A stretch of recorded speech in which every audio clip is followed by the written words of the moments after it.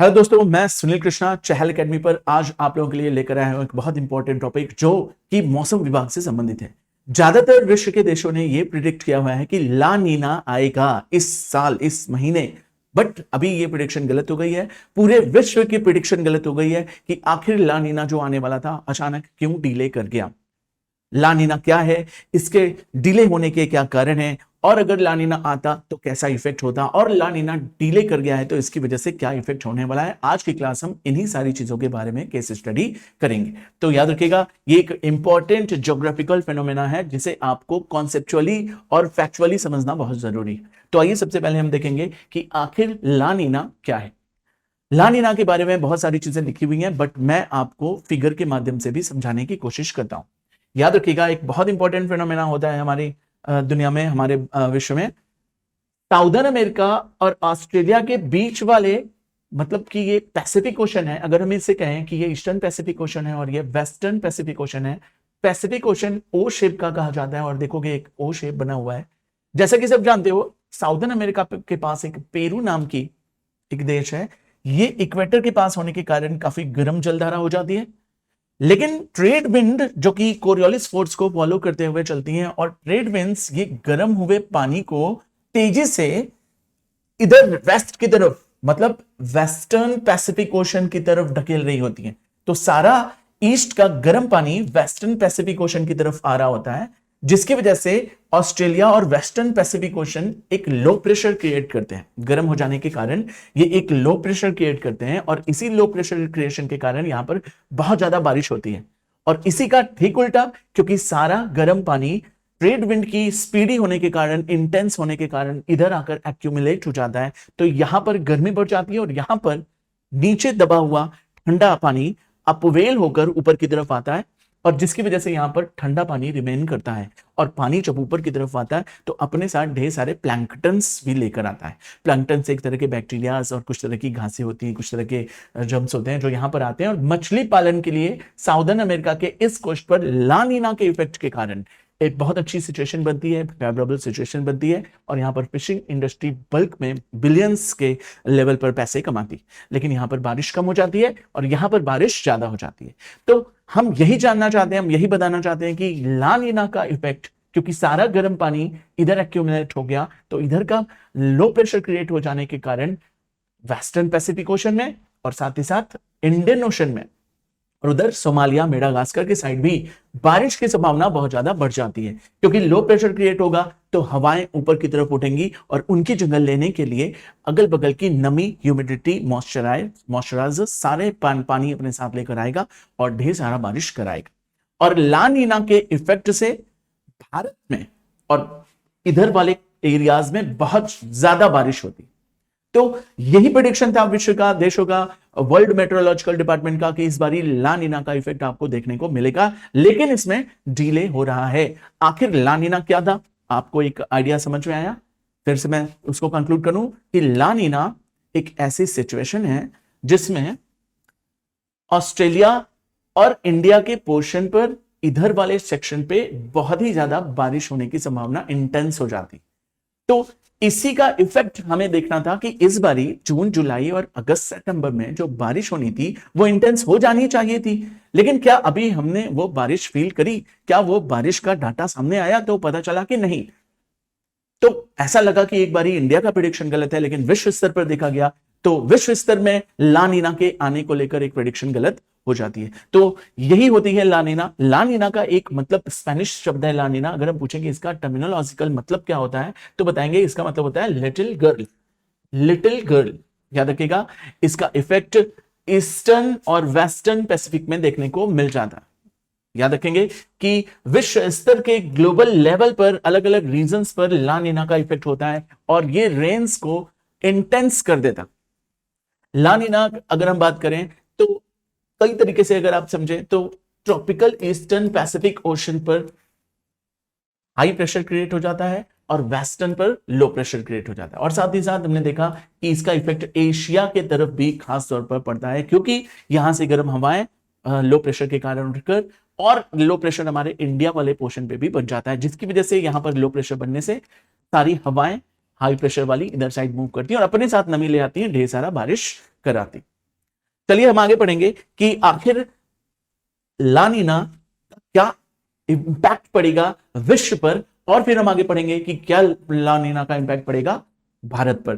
तो आइए पहले हम देखते हैं कि ला नीना जो यूरोप में इंपैक्ट डालता है, ला नीना के इंपैक्ट से यूरोप में माइल्डर विंटर्स पड़ता है, खासतौर पे नॉर्दर्न यूरोप, मतलब विंटर थोड़ी सी इंटेंस हो जाती है ला नीना का इफेक्ट अगर कंसिडर किया जाता है। और तो और अगर मैं बात करूं कि साउदर्न या वेस्टर्न यूरोप में कैसा इफेक्ट पड़ेगा, तो बताएंगे कि इस केस में ठंडी तो बढ़ ही जाती है, इवन स्नो गिरने के भी चांसेस और ज्यादा क्या हो जाते हैं, बढ़ जाते हैं। और ये मेडिटेरेनियन रीजन में भी आप देखेंगे तो एक बड़ा लेवल का बर्फबारी हो सकती है। चलिए अगर हम बात करें कि नॉर्दर्न अमेरिका में, यहां पर इस कॉन्टिनेंट में आखिर किस तरह का इफेक्ट पड़ेगा ला नीना का, तो मैं बता दूं ये भी एक तरह का इफेक्ट है, वाइडर इफेक्ट डालता है। सबसे इंपॉर्टेंट चीज कि यहां पर हवाएं तेज चलने लगेंगी, इक्वेटोरियल रीजन पर, खासतौर पे पैसिफिक वाले एरिया में हवाएं तेज चलने लगेंगी। हवाएं तेज चलने के पीछे अगर हम कारण पूछें तो लो प्रेशर क्रिएट होता है जो कि वेस्टर्न पैसिफिक ओशन में बनता है। चलिए हमने देखा कि एक और अच्छी फेवरेबल सिचुएशन बन जाएगी कहां पर, तो बताएंगे हरिकेन्स के लिए, और कैरेबियन सी और सेंट्रल अटलांटिक एरियाज में हरिकेन्स आने के चांसेस हो जाएंगे, और ये अच्छी कंडीशन हरिकेन्स के लिए है, ना कि ह्यूमंस के लिए। जैसे ही हम बात करते हैं कि ये बताओ कि ला नीना का इफेक्ट यूएस के ऊपर और क्या पड़ सकता है, तो बताएंगे बड़े बड़े टॉर्नेडोज आने के चांसेस बन जाते हैं, और साथ ही साथ यहां पर सूखे की स्थिति भी साउदर्न अमेरिका में देखने को मिल सकती है। कहां पर, तो बताएंगे सर पेरू और इक्वाडोर के सेक्शन पे। जैसा कि हमने पीछे पढ़ा था कि पेरू से निकलने वाली गर्म हवाएं ट्रेड विंड्स के फ्लो से ऑस्ट्रेलिया चली जाती हैं, और यहां पर हाई प्रेशर बन जाता है, मतलब ठंडा बढ़ जाता है, जो कि अब वेल वाटर ऊपर आता है, और इसी की वजह से यहां पर सूखे की स्थिति, ड्रॉट जैसी स्थिति बन जाती है। आगे चलते हैं। हमने देखा कि क्या वेस्टर्न पैसिफिक पर किसी तरह की सिचुएशन पड़ेगी, तो ईस्टर्न पर हाई प्रेशर बना था, तो वेस्टर्न पर लो प्रेशर बना था। तो जब यहां पर लो प्रेशर बनता है तो यहां पर बहुत ही तेजी से, बहुत ही ज्यादा इंटेंस रूप में क्या हो जाती है, बारिश शुरू हो जाती है, और बारिश की वजह से जो नुकसान होता है वो होता है लैंडफॉल। आपने सुना होगा कभी भी मतलब लैंडस्लाइड हो जाती है या लैंडफॉल होता है, ज्यादा बारिश होने की वजह से अंदर जमीन की मिट्टी उसकी जगह से उसको रिप्लेस करके ऊपर की सारी मिट्टी को स्लाइड कर देती है, जिसे हम लैंडस्लाइड या लैंडफॉल के नाम से जानते हैं। तो ये पूरे विश्व में ला नीना कैसे इंपैक्ट कर रही है ये आपने देखा। इसके अलावा इसका इफेक्ट क्या हमारे भारत के सेक्शन पर भी पड़ता है, तो हम बताएंगे हाँ, लेकिन उसके पहले एक इंपॉर्टेंट चीज, अभी मैंने जो बताया कि पेरू और इक्वाडोर मतलब साउदर्न अमेरिका के तट पर ठंडी पड़ेगी, ड्रॉट की सिचुएशंस होगी, और साथ ही साथ यहां मछली पालने के लिए एक अच्छी चीज हो जाती है कि चांसेस मिल जाते हैं वो जो प्लैंकटन आते हैं उन्हें खाकर। सबसे इंपॉर्टेंट चीज कि ऑस्ट्रेलिया पे भी इसका कोई इफेक्ट पड़ेगा क्या, तो बिल्कुल हाँ, ऑस्ट्रेलिया में बहुत तेज बारिश होगी और इवन फ्लड आने के भी चांसेस हो जाते हैं। और साथ ही साथ हमने क्या देखा कि इसका टेम्परेचर क्या हो जाता है, वेस्टर्न पैसिफिक में काफी इंक्रीज हो जाता है, क्योंकि लो प्रेशर होने के कारण टेम्परेचर इंक्रीज होगा, इंडियन ओशन का टेम्परेचर इंक्रीज होगा, और सोमालिया के कोस्ट का भी टेम्परेचर इंक्रीज होगा, और इसी टेम्परेचर इंक्रीज होने के कारण जो हमारा वाटर वेपर इवेपोरेशन है वो तेजी से होगा। इवेपोरेटेड वाटर अपने साथ ढेर सारी नमी लेकर आएंगे, और ये नमी भारत में तेजी से बरसेगी, जिसकी वजह से कहते हैं कि बारिश, साउदर्न वेस्टर्न मानसून जो आ रहा है ये अपने साथ ढेर सारी ह्यूमिडिटी लेकर आ रहा है ला नीना के इफेक्ट से, और इस इफेक्ट से क्या होता है, भारत में बहुत ज्यादा बारिश होती है। इसी का प्रेडिक्शन हमने लगाया था, लेकिन यह प्रेडिक्शन गलत हो गया। आइए हम देखते हैं कि आखिर इंडिया में ला नीना का क्या इंपैक्ट पड़ता है। तो 3 से 4 मुख्य इंपैक्ट हमें इंडिया के रिस्पेक्ट में पड़ना है। याद रखेंगे, इसमें रेनफॉल इनहेंस्ड हो जानी चाहिए। और कौन सी रेनफॉल, इंडिया के 2 रेनफॉल्स हैं, एक तो मेन स्ट्रीम 80 से 90% रेनफॉल कराती है साउदर्न वेस्टर्न मानसून, और दूसरा होता है रिट्रीटिंग मानसून जिसे हम नॉर्दर्न ईस्टर्न मानसून कहते हैं। तो ला नीना का इफेक्ट दोनों पर पड़ेगा, और तो और बारिश के बाद आने वाली ठंडी की सिचुएशन उस पर भी ला नीना का इफेक्ट पड़ता है। तो पहले हम पढ़ेंगे कि ला नीना का इंपैक्ट साउदर्न वेस्टर्न मानसून पे क्या पड़ा। तो ये मानसून को बहुत ही ज्यादा इनहेंस कर देती है, ज्यादा बारिश होने के चांसेस हैं, फ्लड आने के भी चांसेस बढ़ जाते हैं। दूसरा, अगर मैं बात करूं ला नीना का नॉर्दर्न ईस्टर्न मानसून पर भी कोई इंफ्लुएंस पड़ेगा, तो बिल्कुल हाँ, खासतौर पे रिट्रीट मानसून अक्टूबर नवंबर दिसंबर जनवरी वाले सेक्शन में जो बारिश होती है, इसमें भी आपको देखने को मिलेगा कि विंड्स ब्लो काफी तेजी से करने लगेंगे और साथ ही साथ क्या होगा, तमिलनाडु और साथ ही साथ ईस्टर्न कोस्ट पर काफी बारिश होने की संभावना बढ़ जाएगी, क्योंकि ला नीना का काम ही है इंटेंसिफाई कर देना बारिश को। तो चाहे वो रिट्रीटिंग मानसून हो या फिर वो main stream southern western monsoon हो, लेकिन वो इनको इंटेंस कर देती। तो दोनों इफेक्ट हमने देखा। तीसरा सबसे बड़ा इंपैक्ट आपको दिखने को मिलेगा साइक्लोनिक एक्टिविटीज, साइक्लोनिक फेनोमेनॉज भी आपको अरेबियन सी और साथ ही साथ आपको बे ऑफ बंगाल में देखने को मिलेगा। खास तौर पे बे ऑफ बंगाल के विशाखापट्टनम वाले सेक्शन में आपको इस तरह की एक्टिविटीज, साइक्लोनिक एक्टिविटीज ज्यादा इंटेंसिफाई होती हुई दिखाई देगी। आइए हम देखते हैं कि क्या लौटते हुए मानसून को भी क्या जो है ये ला नीना इंपैक्ट करता है। तो बताएंगे हाँ बिल्कुल। साथ ही साथ ये एक ऐसे क्रिएट कर देता है सिचुएशन कि जो साइक्लोन है वो 4 से 6 महीने तक लगातार आते रहेंगे और तेज हवाएं चलेंगी। और साथ ही साथ क्या होगा, मौसम विभाग हमेशा आपको अवेयर करता रहेगा कि आज साइक्लोन आने के चांसेस बढ़ गए। तो वो किसकी वजह से होता है, ला नीना के इंपैक्ट। ला नीना का एक और इंपैक्ट मैंने बताया, southern western monsoon, retreating monsoon और साथ ही साथ उसके बाद की ठंडी पड़ने वाली सिचुएशन। कहते हैं कि ला नीना के इंपैक्ट से हमारा विंटर काफी कोल्डर हो जाएगा, मतलब ठंडी बढ़ने की चांसेस बहुत ज्यादा हो जाएगी। ये सारे इंपैक्ट्स इंडिया पर पड़ने वाले थे ला नीना के वजह से, जिसको प्रिडिक्ट किया गया था कि जून, जुलाई, अगस्त, सितंबर में ऐसी सिचुएशन बनेगी, लेकिन ये चीज नहीं हुई। और इसी को लेकर मैंने ये जो क्लास बनाई है कि आखिर ऐसा क्यों नहीं हुआ, आइए उसके बारे में हम जानते हैं कि उसका क्या रीजन है। उस रीजन को समझेंगे कि ये प्रिडिक्शन ला नीना आने और उसके इंपैक्ट के प्रिडिक्शंस को वर्ल्ड मेट्रोलॉजिकल डिपार्टमेंट भी सही जज नहीं कर पाया, ऐसा क्या हुआ। तो देखेंगे कि ला नीना और उसके प्रिडिक्शंस कठिन होते जा रहे हैं। पहले कहा जाता था कि जैसे 2023 में एल नीनो आया और बारिश कम हुई, प्रिडिक्शन सही था। प्रिडिक्शन ये कहता है कि 5 से 7 साल, कभी कभी 4 से 7 साल भी कहा जाता है कि 4 से 7 साल में ला नीना या एल नीनो का इफेक्ट देखने को मिलता है। लेकिन ये प्रिडिक्शन कम होते होते 3 साल, 2 साल, और कहा जा रहा है कि अब हर साल ला नीना और एल नीनो का इफेक्ट देखने को मिल रहा। आखिर ये प्रिडिक्शन कठिन और गलत कैसे होता जा रहा।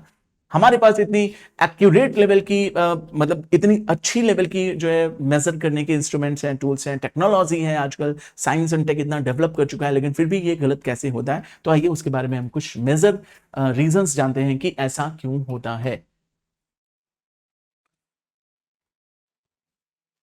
कहते हैं कि जब भी एल नीनो या ला नीना का इफेक्ट आता है तो ला नीना क्या कर देता है, मौसम में ठंडी को काफी इंटेंस कर देता है। लेकिन इस बार क्या हुआ कि वीक इमरजेंस ऑफ ला नीना का प्रिडिक्शन तो था, ला नीना के बारे में एक्सप्लेन तो किया था हमने, लेकिन हुआ क्या कि ला नीना की कितनी इंटेंसिटी होगी ये नहीं प्रिडिक्ट किया। और ये सारे लोगों ने जो है प्रिडिक्ट नहीं किया, जिसकी वजह से हमें फेयरली उसके बारे में ठीक से प्रिडिक्शन नहीं हुआ। दूसरा, कहते हैं कि इंटरनल सीजनल एक्टिविटीज और एटमॉस्फेरिक प्रेशर, टेम्परेचर कभी भी ऊपर नीचे हो सकता है। और यही चीज हुई, हमने जो प्रिडिक्शन की थी समय के साथ, कह लीजिए आप इसको क्लाइमेटिकल चेंजेस का इफेक्ट है, कह लीजिए आप इसको ग्लोबल वार्मिंग का इफेक्ट है, या ह्यूमन एक्टिविटीज या किसी भी ऐसी एक्टिविटीज की वजह से, नेचुरल एक्टिविटीज की वजह या मैन मेड एक्टिविटीज की वजह से ये चीज जो ला नीना आने वाली थी ये नहीं आ पाई और वेरिएबिलिटीज हो गई, जिससे हमारी प्रिडिक्शन गलत हो गई। तीसरा एक कारण आता है MJO, जिसका फुल फॉर्म होता है Madden Julian oscillation. Madden Julian oscillation एक तरह का इंटेंसिफायर विंड होता है जो किसी रेन को, किसी तूफान को या किसी जो है वो ठंडी गर्मी को अफेक्टेड कर देता है। तो वो चीज भी हम लोगों ने जो इफेक्ट मानी थी, मैडन जूलियन ऑसिलेशन की वजह से भी ला नीना की प्रिडिक्शन गलत हो गई। क्यों ऐसा हुआ, तो हम बता दें कि 30 से 60 साल में एमजेओ का इफेक्ट, 30 से 60 दिन में एमजेओ का इफेक्ट देखने को मिलता है। और वो इफेक्ट दिख गया हमें, क्योंकि प्रिडिक्शन थी कि जून, जुलाई, अगस्त में तो खास तौर पर ला नीना दिखेगा। तो 30 से 60 दिन का प्रिडिक्शन हमारा था, लेकिन ये 30 से 60 दिन ही गलत प्रिडिक्ट हो गए। उसके पीछे एमजेओ एक रीजन था।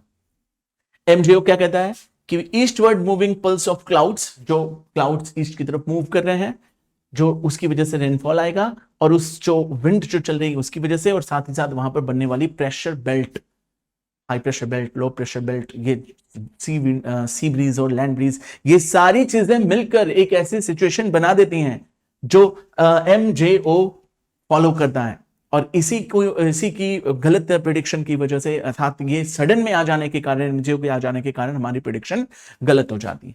याद रखिएगा, ये सारे चीजें मिलकर हमारे प्रिडिक्शन को कंक्लूडली बहुत ही ज्यादा हार्डर बना देती हैं। ये सारी सिचुएशन अपने हाथ में नहीं है, साइंटिस्ट आज भी इनके बारे में ढूंढ रहे हैं कि और एक्यूरेट इन सारी चीजों के बारे में भी कैसे पता किया जाए। आइए हम देखते हैं एक बहुत ही इंपॉर्टेंट क्वेश्चन कि आखिर क्यों डिले हो रहा है ला नीना, वो रीजन हमने देख लिया, और ला नीना के डिले होने से क्या क्या चीजें हो सकती हैं। जैसा कि आप फिगर में देख सकते हो, एक किसान है, वो वेट कर रहा है कि बारिश हो। ला नीना इंटेंसिफाइड था, ट्रेड विंड इंटेंसिफाइड थी, बारिश ज्यादा होनी चाहिए थी, लेकिन बारिश ज्यादा नहीं हुई। सबसे पहला इंपैक्ट ये हुआ। और क्या डिले करने से क्या लॉस हो रहा है? तो डिले करने से सबसे इंपॉर्टेंट लॉस ये होता है कि नॉर्दर्न ईस्टर्न मॉनसून अब क्या होगी? इंटेंसिफाइड हो सकती है, क्योंकि ये मेन स्ट्रीम के मॉनसून में नहीं आया, साउदर्न ईस्टर्न मॉनसून में ला नीना डिले कर गया। तो अब जो डिले आ रहा है, डिले आने की वजह से ये किसको जो है वो इफेक्ट करेगा? तो दो चीज बची अब, जैसा कि हमने पढ़ा था, southern western monsoon, northern eastern monsoon, और उसके बाद आने वाला जो ठंडी की सिचुएशन पड़ने वाली थी वो। तो पहला वाला तो मिस हो गया, अब बचा दूसरा। नॉर्दर्न ईस्टर्न मानसून को इफेक्ट करेगा ला नीना, और ठंड जो पड़ेगी वो ज्यादा क्या हो जाएगी? वीक हो जाएगी, क्योंकि पड़नी चाहिए थी बहुत ज्यादा, लेकिन अब क्या हो जाएगी? वीक। तो उसी के पॉइंट्स को बता रहा है कि अब डिले करने से जो ला नीना का इंपैक्ट होगा इंडिया के नॉर्दर्न ईस्टर्न मानसून पर देखने को मिलेगा। वो नॉर्दर्न ईस्टर्न मानसून जो कवर अप करता है, खास तौर पर सबसे ज्यादा बारिश होती है तमिलनाडु में, रायलसीमा, कर्नाटक वाला portion, Andhra Pradesh, southern interior Karnataka, और साथ ही साथ क्या आपका केरला वाला पोर्शन भी क्या होगा? तरह तरह के वाटर शॉर्टेज फेस करेगा। क्यों? क्योंकि ला नीना देर में आ रहा है। अगर ला नीना जल्दी आ जाता तो ज्यादा पानी आता, अब देर में आ रहा है, तो जिसकी वजह से वाटर की शॉर्टेज इन एरियाज में होंगी। मतलब ईस्टर्न घाट के साथ साथ कुछ पोर्शन वेस्टर्न घाट और उसके मिडिल वाले पोर्शन पे भी बारिश कम होगी, वाटर की शॉर्टेज हो जाएगी। और दूसरा, क्योंकि ये विंड को और ह्यूमिडिटी को भी इफेक्ट करता है, जिससे टेम्परेचर प्रेशर वैरी कर जाता है। इस वैरी करने के कारण साइक्लोनिक एक्टिविटीज होगी, और साइक्लोन्स आने के बहुत ज्यादा चांसेस हो सकते हैं। ठीक है, इसको याद जरूर रखिएगा कि इसकी वजह से विंटर्स भी क्या हो सकता है? गर्म हो सकता है। नॉर्मल विंटर क्या होता है? ठंडा होता है, लेकिन ला नीना का डिले कर लाना या डिले की वजह से तो पूरा का पूरा क्लाइमेट और सीजन भी इफेक्ट होगा, जिसकी वजह से विंटर भी क्या हो जाएगा? डिले करेगा। और साथ ही साथ बहुत तरह के सूखा पड़ सकता है, ड्रॉट्स आ सकते हैं, जिसकी वजह से किसानों को, देश की जीडीपी में, एग्रेरियंस जो ट्राइब्स हैं उनके लिए, ठीक है, जो मतलब हमारी इकोनॉमिकल एक्टिविटीज में इन्वॉल्व, प्राइमरी एक्टिविटीज में इन्वॉल्व लोग हैं उनकी, और तो और सरप्लस हमारा गड़बड़ होगा तो हमारी सेकेंडरी और टर्शियरी एक्टिविटीज भी डिस्टर्ब हो जाएगी। पूरा का पूरा देश का इकोनॉमिक इफेक्ट हो सकता है, जीडीपी इफेक्ट हो सकती है, केवल ला नीना की देरी के कारण। तो ये प्रिडिक्शन आखिर क्यों डिले हुआ, हमारे पास और भी वर्कआउट करने के लिए, अपनी टेक्नोलॉजी को इनहेंस करने के लिए और क्या जो है वो मेथड होने चाहिए, इन्हीं सारी चीजों को लेकर हमारी ये आज की क्लास थी। आपको ला नीना का एक अच्छा कॉन्सेप्ट समझ में आया? आपको लगता है अगर कि ये ला नीना उतना इंपॉर्टेंट नहीं है, तो मैं बता दूं, हमने देखा कि 2011 में ला नीना के एक क्वेश्चन सामने आए। केवल ला नीना ही नहीं, अल नीनो भी, जिस ला नीना अल नीनो दोनों को मिलाकर साउदर्न ऑसिलेशन कहा जाता है। ठीक है, तो चलिए हमने देखा क्वेश्चन आखिर प्रीवियस ईयर में आया क्या। 2011 का क्वेश्चन है, जो कि सीधे सीधे जो मैंने अभी पढ़ाया उससे आपको यूपीएससी लेवल पर एक क्वेश्चन प्रिपेयर होता है। तो वो क्या क्वेश्चन था, हम उस क्वेश्चन को पढ़ेंगे, और मेरी इस क्लास से क्या आप इस क्वेश्चन का आंसर देने में सक्षम होते हैं कि नहीं, इसके बारे में हम चेक करेंगे। चलिए, La Nina is suspected to have caused recent floods in Australia. How is La Nina different from El Nino? हमने देखा कि ला नीना की वजह से ऑस्ट्रेलिया में तेजी से बारिश हुई, क्योंकि सारा गर्म पानी एक्यूमुलेट हो गया ईस्टर्न पैसिफिक से चलकर वेस्टर्न पैसिफिक, ऑस्ट्रेलिया के चारों तरफ, जिसकी वजह से ऑस्ट्रेलिया पर लो प्रेशर बना और ज्यादा बारिश हुई। ज्यादा बारिश तो हुई, ये तो बिल्कुल सही है। तो ला नीना और एल नीनो में डिफरेंस क्या है? तो उसने 2 पॉइंट्स लिखे। पहला point, La Nina is characterized by usually cold ocean temperature in the equatorial Indian Ocean, whereas El Nino is characterized by usually warmer ocean temperature in the equatorial Pacific Ocean. क्या ये statement सही है? दूसरा, El Nino has an adverse effect on the southern western monsoon of India, but La Nina has no effect on the monsoon climate. क्या दोनों sentence सही हैं? क्या दोनों सेंटेंस गलत हैं या केवल एक सही है, पहला वाला या दूसरा वाला? आपको इस क्वेश्चन का आंसर कमेंट बॉक्स में देना है और इस क्वेश्चन का आंसर आपको हमारे इस लेक्चर में ही मिल जाएगा अगर आपने ठीक से लेक्चर सुना होगा। ट्राई कीजिए कमेंट बॉक्स में आंसर देने की। अगली क्लास में मैं इसका आंसर जरूर एक्सप्लेन करूंगा। तब तक के लिए मिलते हैं। टिल देन बाय बाय, जय हिंद, थैंक यू।